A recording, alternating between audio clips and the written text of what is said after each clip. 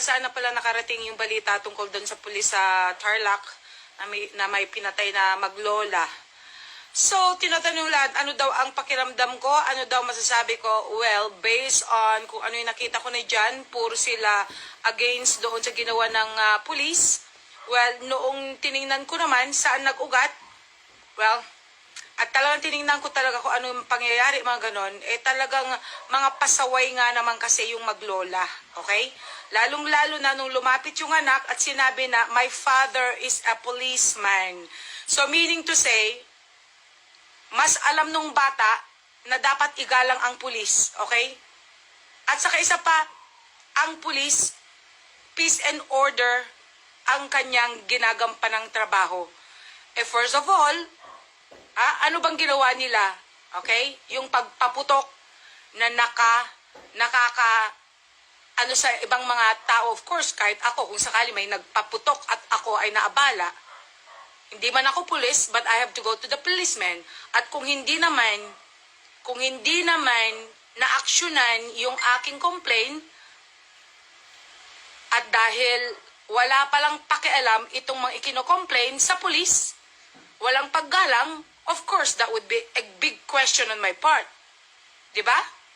So, katulad nito, yung anak ang nag-react na mismo. Nakikita ko nagbi-video siya, hanggang sa nakita na niya na talagang wala na talagang paggalang sa pulis tong maglola, hanggang sa hindi na nakapagtimpi yung bata, lumapit, my father is a policeman. Let it go.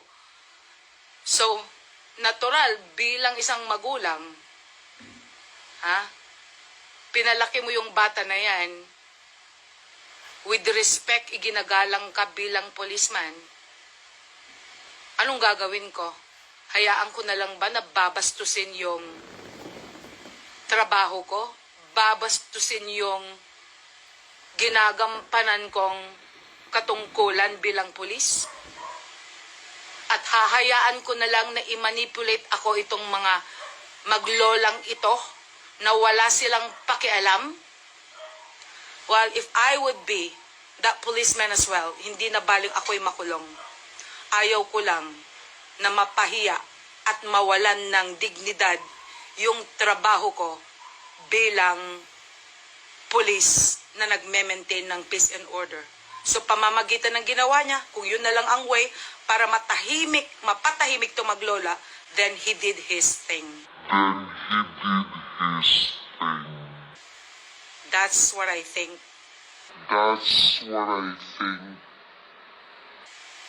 Diba? Ano ang dapat niyang gawin?